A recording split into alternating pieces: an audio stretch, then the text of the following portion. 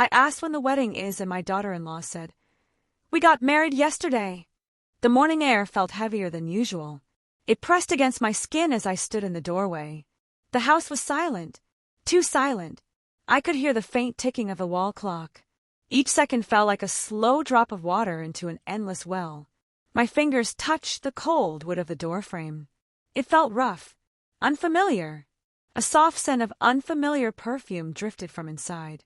Sweet, cloying, not mine. Then I saw her, standing in the hallway. Her dress was pale, almost glowing in the dim light. A thin gold band shimmered on her finger. It caught the light and threw it back into my eyes. My heartbeat grew loud. It echoed in my ears like distant drums. I swallowed. My throat felt dry. My voice came out soft, barely a whisper. "When is the wedding?" She lifted her gaze slowly. Her eyes did not blink. "We got married yesterday." The air shifted around me, as if the walls had leaned closer to listen. Yesterday. The words circled in my mind. I felt the floor lean under my feet. A sharp chill slid up my spine. Yesterday was quiet. Yesterday was ordinary. Yet I remembered no music, no prayers, no guests, no flowers, only the long, empty hours. My eyes moved past her, toward the living room. The curtains were drawn. Even though the sun was high in the sky, shadows crawled along the walls. They twisted into shapes I did not recognize. A strange mark was drawn across the floor, white as bone, curved like a symbol from an old language. My breath trembled. Who was there? Her smile was slow, too slow. Everyone who needed to be. A faint echo of laughter brushed the corners of the room. Soft, not hers. The temperature dropped. My skin prickled as if invisible fingers traced my arms. My eyes fell to her hands again. There was something dark beneath her nails, something not quite dry. The clock behind me stopped ticking. Silence rushed in. Then I realized the walls were no longer the same color. They were darker now, almost breathing. A distant sound moved through the hall, like footsteps, but heavier. More than one. They were coming closer. Slow, measured.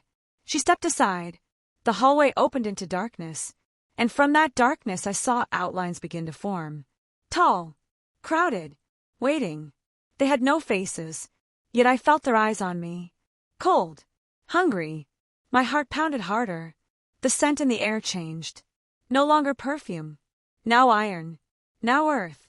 "We saved you a place," she said softly. Her voice now layered with many voices, all of them speaking through her mouth. The door behind me closed on its own, and the house began to breathe around me. The air thickened. It wrapped around my face like damp cloth. I tried to turn the handle. It did not move. Cold crept into my palms. It traveled up my wrists. It settled into my bones. Behind me, the door sighed, as if it had been relieved to close. In front of me, the dark hallway stretched. It seemed longer than the house should allow. The ceiling curved away. The walls bowed inward. They narrowed the space like a tightening throat. I took a single step. The floor did not creak. It pulsed. I felt a slow, heavy thump beneath my foot, like stepping on something that lived. My breath shuddered in and out. Each inhale tasted of dust and something bitter beneath it. The shapes in the darkness shifted. They leaned. They swayed. I could feel the faint touch of them. A brush against my shoulder. A whisper against my hair. None of them spoke, but I felt their question. "Why are you here now?" I did not know the answer. My daughter-in-law stood beside me. Her face calm, her eyes shining. Her skin looked too smooth, as if it had never felt the sun. "Walk forward," she said gently. Her hand lifted. Her finger pointed into the dark. The gold ring glowed again, brighter this time, like a miniature sun burning on her skin. A faint crackling sound filled the air, like dry leaves in fire. I looked toward the living room once more. It was gone. There was only the hallway now, only the waiting shadows. My stomach twisted. My heart beat against my ribs as if it wanted to escape. Slowly, I stepped forward again. And again. Each step grew harder. Each step felt like sinking into unseen soil. The darkness thickened. It pressed against my eyes. Yet I could still see. I saw doors along the sides. Many doors. All closed. They had no handles. No locks. Only faint handprints pressed into the wood. Small hands. Large hands. Hands layered upon hands. A low murmur crept through the hallway. Growing. Spreading. Like a distant storm rolling closer. My ears rang with it. "What is this place?" I asked. My voice sounded far away, as if someone else had spoken. "This is family," she replied. Her words echoed. They repeated. They stacked on top of each other. Family. Family. Family. The sound pressed into my skull. Another step forward. One of the shadow forms moved. It lowered toward me. Its edge brushed my cheek. The surface was not air. It was warm and slightly wet. A shiver tore through me. It carried a faint scent of something long forgotten. Old wood. Old cloth. Old breath. I tried to look away, but I could not. The shadow stretched. It lengthened like a hand reaching out. It hovered inches from my chest. I felt a faint pressure over my heart, a rhythm that did not match my own. A second heartbeat, then a third, then many, all beating together. I gasped. The shadows all stirred at once. The murmur turned into a low chant, a chant without words, only sound, deep, echoing. My vision blurred. Against the far end of the hallway, a faint glow appeared, dull and pale, like moonlight under water. A doorway slowly revealed itself. It was taller than any door in the house, wider, carved in strange patterns that seemed to move as I watched. The patterns twisted like roots, like veins. They pulsed with the same rhythm as the unseen heartbeats. "Go," she whispered. Her voice was no longer one voice. It was many, a chorus braided together. I wanted to scream, but no sound escaped my lips. Something stronger than fear pulled me forward. Something heavy, unseen, unstoppable. My feet carried me toward the glowing doorway. The closer I came, the colder the air became. Frost began to bloom along the floor. It crept along the walls. It laced the carvings of the frame. I saw my breath before me, white, trembling. The shapes gathered behind me now. Hundreds, perhaps more. A crowd of silent witnesses. I stood at the threshold. The light from inside brushed my face. It did not feel warm. It felt empty. Inside was a vast space, far larger than the house could contain. A ceiling that rose into darkness. A floor that seemed to stretch forever. And at the center of that space stood an altar. Stone. Cracked. Covered in the same white markings as the floor. On the altar lay a familiar object. A veil. My veil. Beside it, a bouquet of dry, brittle flowers. The ones that were meant for another day. My hands shook. "Why is this here?" I asked. The answer came from everywhere. From the walls. From the shadows. From the air itself. "Because you were invited." The veil lifted slightly, as if touched by invisible fingers. A faint imprint of a face pressed up through the thin fabric. Straining. Silent. More imprints followed. Dozens. As if countless figures were trapped beneath. I stepped back instinctively, but the doorway vanished behind me. There was no hallway anymore. No daughter-in-law. Only the vast chamber. Only the altar. Only the watching presence that filled the space. The veil fell still again. The air vibrated. I felt a presence at my back, so close that I could feel its breath. Cold. Steady. Lower. Slower. Not human. A voice slid into my mind. Not spoken aloud, but carved into my thoughts. "You asked when the wedding is. You arrived late. Yesterday has already taken place." I turned slowly. Behind me stood a figure shaped like a man, but too tall, too thin. Its limbs were long, bending at angles that made no sense. Its surface was not flesh. It was made of drifting shadows. And yet, in its chest I saw a glow. A faint, golden glow. The same as the ring she wore. I stared into the light. Then I saw something inside it. A memory. A moment caught in time. My child standing here. Beside her. Hands joined. Eyes empty. Voices repeating broken vows. The shadows standing as witnesses. The house bending around them. Accepting. Claiming. Binding. A ceremony hidden from the living world. Held in silence. Sealed in darkness. The gold light pulsed stronger. Now the marks on the floor began to move again. They shifted. They spiraled. They crawled toward my feet. They wrapped around my ankles, cold bands tightening, lifting slowly upward, as if they were measuring me, as if they were preparing me for a place beside them. The shadows around the chamber stirred. Shapes formed, faces almost clear, mouths slightly open, eyes wide, frozen in endless devotion, or endless regret. They circled the altar, leaving a narrow path open, a path meant for me. The figure before me extended its arm. A hand formed at the end, long fingers, dark and glistening. In its palm rested another ring, not gold, but black as night. Its surface shimmered like liquid darkness. The air fell silent again. Every presence waited. Every shape leaned inward, expecting. I felt the ring calling, not in sound, but in sensation. A pull deep in my chest, in my mind, in my memories. Images flashed before me. A wedding laughter, a white dress, a bright sun, a smiling face, then distortion. Black sky, cold hands, silent witnesses. A vow whispered into the void. The circle of shadows tightened around me. The space left only one direction. Forward, toward the altar, toward the waiting ring, toward a place that had already been prepared long before I arrived. My foot lifted again. The floor accepted it. The markings climbed higher now, over my legs, around my waist, wrapping like living threads. I could no longer feel where my body ended, or where the marks began. The air filled with that same layered voice. You asked a simple question, it spoke. And simple questions have deep answers here. The figure's hand moved closer. The black ring floated upward from its palm. It hovered in the space before my face, just inches away. I could see reflections on its surface. Not my reflection, but many others.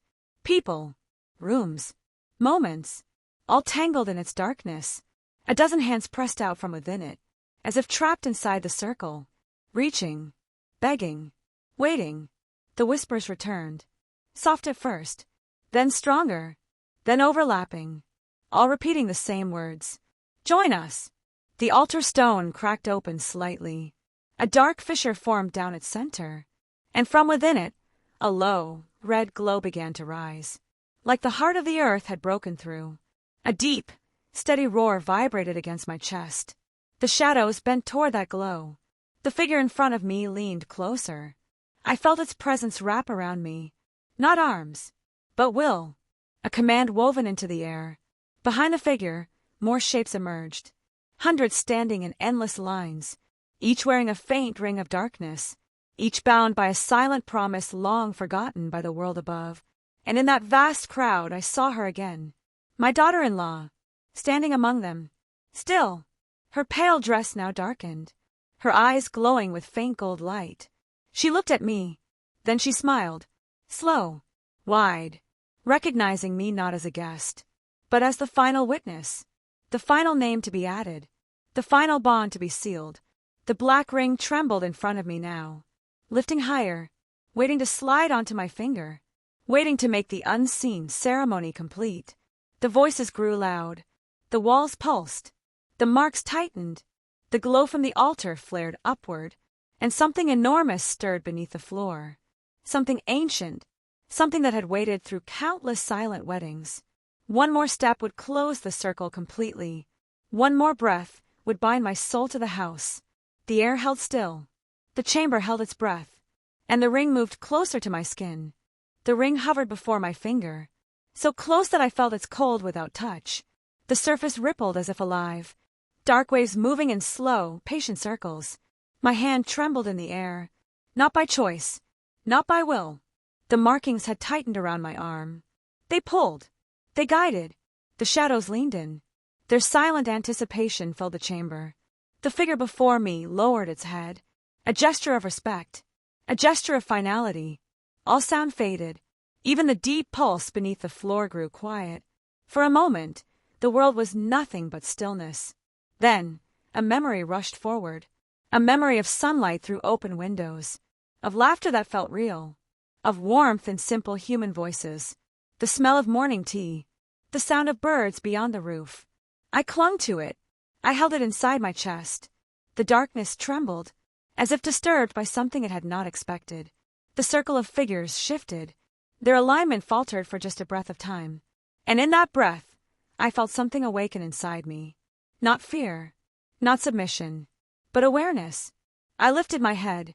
The markings hesitated. Their grip loosened slightly. The ring paused in the air. The figure's glow flickered. "You already took what was not yours," I said. My voice low, but steady. The words did not echo. They pushed outward like a wave. The shadows recoiled. Just a little. "This house does not own me," I whispered. "And neither do you." For the first time, the figure hesitated. A tremor passed through its long form. The gold glow in its chest dimmed. A distant crack echoed through the vast chamber. Then another. Hairline fractures appeared along the altar, spreading like lightning trapped in stone. The red glow flickered. The whispers turned frantic, disordered. No longer a chant. "Stop," the layered voices spoke. Sharp now. Angry. But it was too late. The memory inside me grew stronger, brighter than their darkness. I saw the true world again. The real house. The real hallway. The real light of the morning sun. I felt the floor under my bare feet. The smell of ordinary air filled my lungs. The markings burned, then broke. They split and fell away like dry leaves. The shadows held, not in sound, but in presence. The figure before me stretched its hands toward me. For the first time, I saw what was beneath its form. Faces, hundreds of faces, trapped, bound together, eyes full of endless prayer. I stepped backward.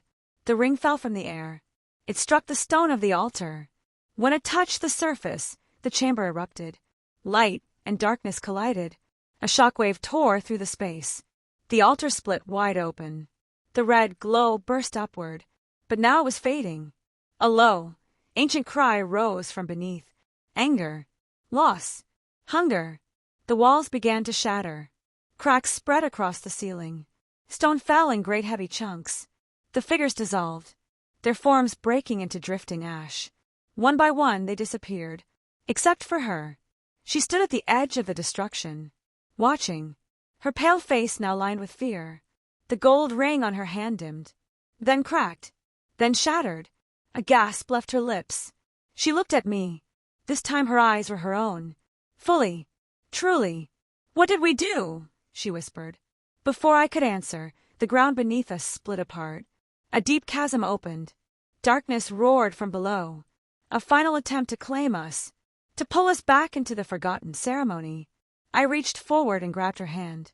Her skin was ice cold, yet real, solid, human. We ran. Not through a hallway, not through doors, but through collapsing memory, through fragments of broken shadows, through fading voices, until suddenly, daylight struck my eyes. Pure, blinding, warm. We spilled onto the front porch of the house. The real house. The quiet, ordinary house. Birds scatter from the roof. Leaves tremble in the gentle wind. The world resumed its normal breath. The door behind us stood closed. Silent. Still. Just wood. Just stone. No pulse beneath the floor. No whisper in the walls. I looked at her. She looked back at me. Tears streamed down her cheeks. "I remember nothing," she said softly. "Only the word yesterday." I turned toward the sky. The clouds moved slowly, peacefully, as if nothing dark had ever existed. Yet in my palm was proof. A faint dark stain. The mark of the ring that never touched. A reminder burned gently into my skin. A reminder that some vows exist beyond time, and some weddings are held in worlds never meant for the living. Inside the house, the clock began to tick once more. Steady, normal, human. But somewhere inside the walls, deep beneath layers of brick and memory, a barely audible sound returned again. Not a chant, not a whisper, only a slow, patient heartbeat. The heartbeat did not belong to the house. That truth settled slowly into my mind. It felt deeper than walls, deeper than ground. My hand still hovered in the air, trembling, marked. The faint stain began to darken. Not black, not red, a color that had no name. My daughter-in-law stared at it. Her pupils widened. "You feel it too?" she asked. I nodded, without speaking. The yard grew silent. Even the birds had stopped their song. A warm breeze passed, yet the air around us stayed cold. The house behind us gave a faint creak. Not the sound of old wood, the sound of something shifting inside, repositioning, waiting. I stepped down from the porch. My foot pressed into the soil. It felt unusually soft, almost damp, as if it had recently been turned. "Did anyone come here yesterday?" I asked. She shook her head slowly. "No one," she replied. "No cars, no music, no voices, only silence." The word silence echoed in my mind. Yesterday had been quiet, too quiet. I stared at the windows of the house. Every curtain moved at once, as if pushed by a breath from within. A slow, unified, synchronized motion. Then they stilled again. One window remained slightly open. Just a fraction. I did not remember leaving it that way. A thin trail of white fabric hung out into the air, like the edge of a veil. My chest tightened. "That does not belong there," I said. She followed my gaze. Her face drained of color. "That is not mine," she whispered. We stood still. Neither of us moved.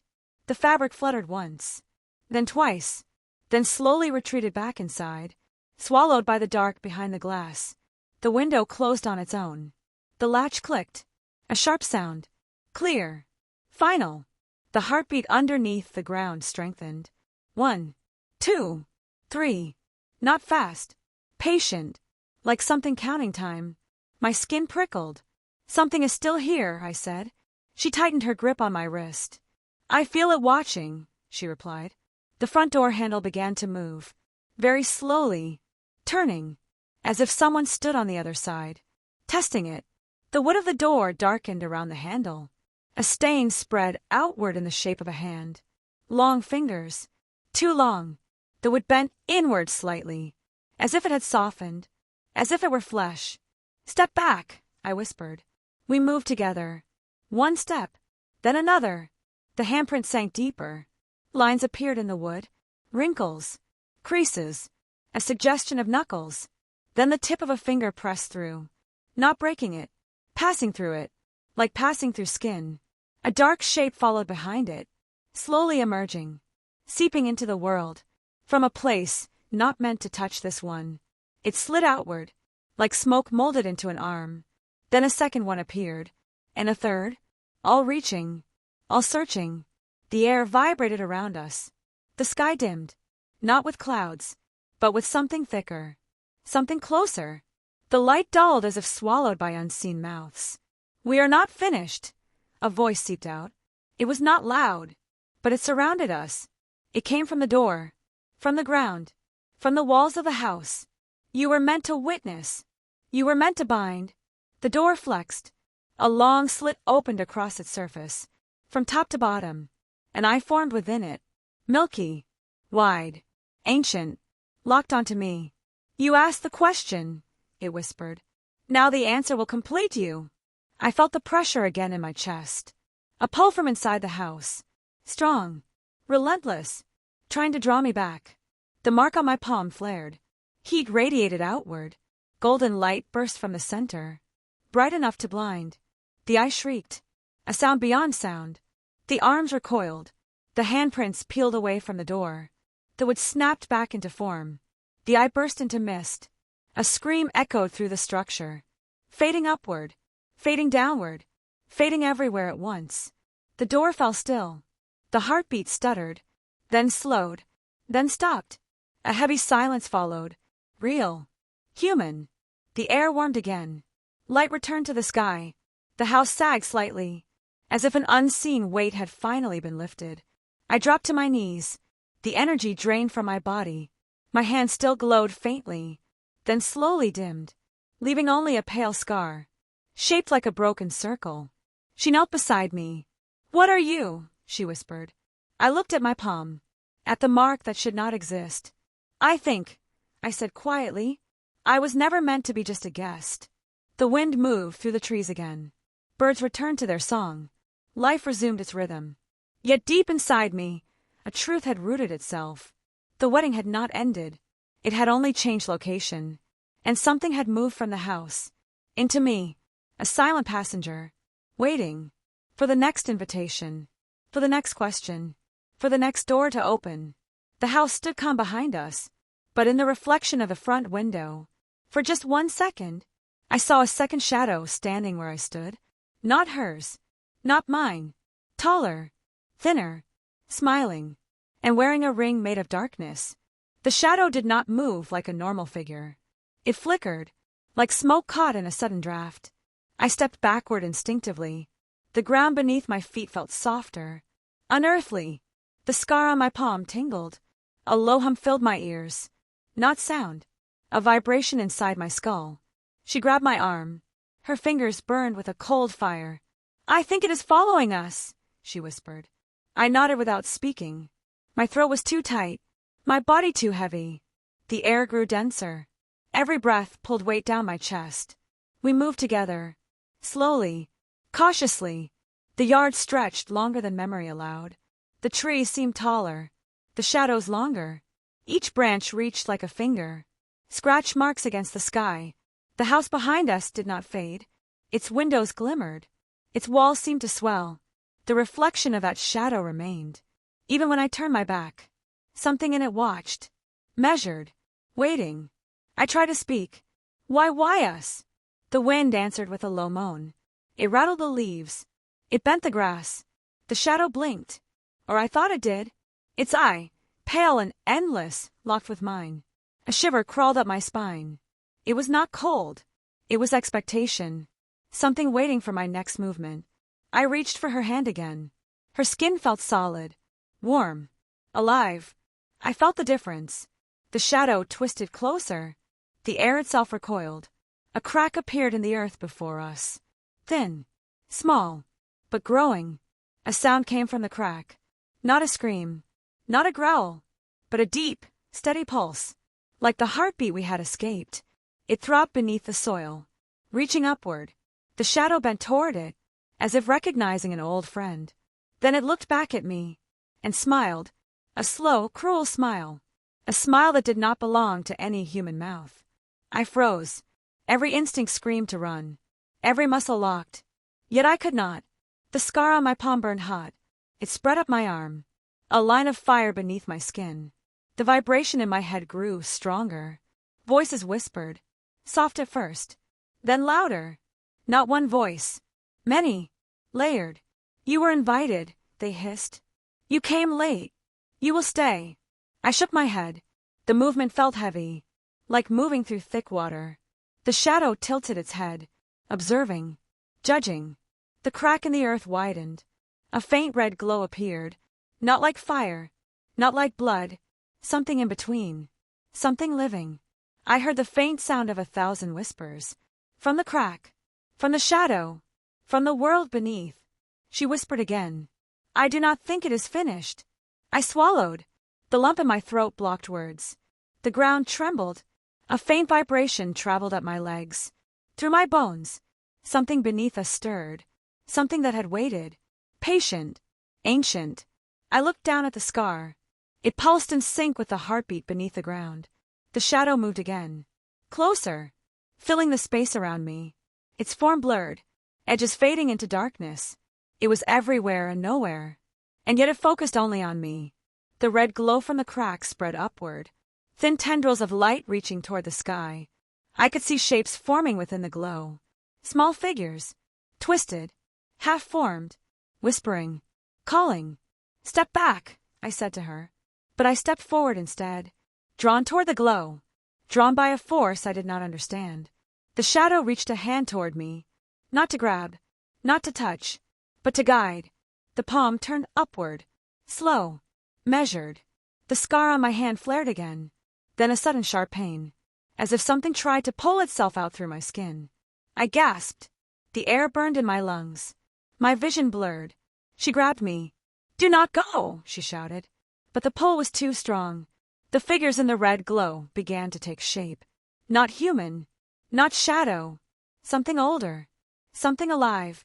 They reached toward me. Thin, long limbs. Hands that ended in points.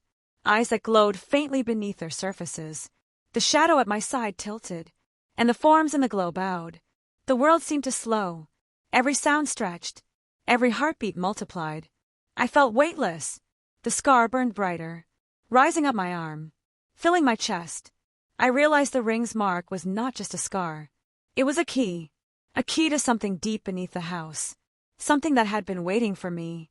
The shadow whispered, not words, but meaning. You belong here, it said. I struggled against it, but the pull was relentless. The red glow stretched its tendrils around my feet, lifting me slightly, rising toward the shapes. The figures reached, hands brushing against my legs. Cold, solid, real. My mind screamed, but no sound left my lips. She reached for me. Hold on, she shouted. I felt her fingers brush mine, and suddenly the pull faltered. The figures in the red glow hesitated. The shadow hissed, a sound of pure rage. The scar on my palm flared again, hotter, brighter. The red glow recoiled. The forms trembled. Something inside me awoke. I could feel a power I did not know I had. The same energy that had drawn me here, now bending to my will. I raised my hand. The scar pulsed. A wave of heat spread outward. The red glow contracted. The figures screamed, a sound that rattled the bones. The shadow tried to retreat, but the scar burned hotter. I clenched my hand into a fist, and the shapes in the red light shattered, exploding into shards of darkness. The shadow screamed, a soundless scream that tore the air. It recoiled, fading slowly, melting into nothing. The red glow collapsed. The fissure closed. The earth beneath us settled. The wind returned. Birds sang again. Light returned to the yard. We fell to our knees, breathless, shaken. The house behind us was silent, still, ordinary. No movement, no whisper, no eye in the window. She looked at me, tears in her eyes. I think it is gone, she said softly. I touched my scar. It burned faintly, a memory of what had passed. The air felt lighter. But I knew. Some doors, once opened, do not close completely. Some shadows, once awakened, never leave entirely. And somewhere in the house, deep below the floors and walls, the heartbeat began again. Slow, patient, waiting. The heartbeat beneath the house pulsed faintly, not fast, not urgent, just steady. A warning, a reminder. We rose to our feet, our hands still clasped. The yard looked ordinary. Sunlight warmed our skin. Birds flew freely above, yet the house remained silent. Too silent. I approached the porch. The wood felt solid under my fingers. Every detail was ordinary, but my instincts screamed otherwise. The front door stood closed. No handle moved. No handprint remained. I exhaled slowly. She touched my arm. Do you think it will come back? I shook my head. I do not know, I admitted, but we are safe for now. The wind moved through the trees, gently, almost like a lullaby. I realized I had not seen the gold ring she had worn. It was gone. And the black ring, the one I had glimpsed in the shadow, it was gone as well. A shiver passed over me. We stepped down from the porch. The ground felt normal. No pulse, no vibration. I looked back at the house. Its windows reflected sunlight. Its walls were plain, ordinary. But I knew the truth. The house had been alive, waiting, patient. The doors we thought we had closed were not doors at all. They were invitations. The shadow had followed us. A fragment, a remnant of what had been awakened. But for now it stayed hidden. We walked toward the street, our steps cautious, the quiet of the morning pressing around us. Each step felt lighter than before, as if the world outside had forgiven us for intrusion. We paused at the gate. I glanced at the scar on my palm.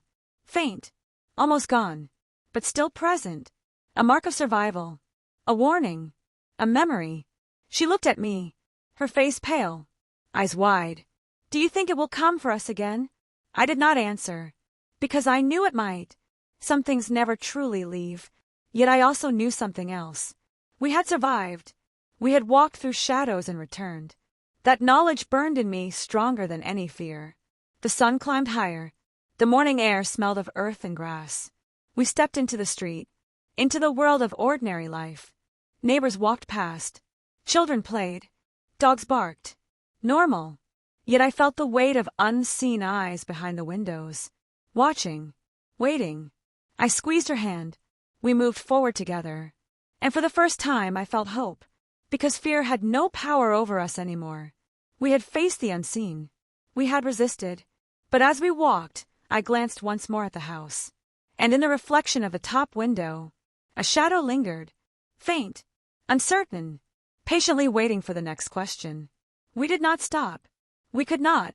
The world ahead was real, alive, safe, and yet, somewhere in the dark corners of memory, the heartbeat persisted, slow, steady, waiting. A whisper traveled through my mind. "You asked when the wedding is." I shivered, knowing the answer would always remain. Some ceremonies never end. Some vows are eternal. We walked away. The house remained, silent, ordinary. But in my heart, I carried a secret, a knowledge of shadows, of patience, of the thin line between life and the unseen. And I knew we would never ask that question again. We would never cross that threshold. The sun shone. The wind moved through the trees. And I kept walking. And so did she. Life had returned. But the story remained. The wedding had already happened. Yesterday. And some things would never truly leave. The end.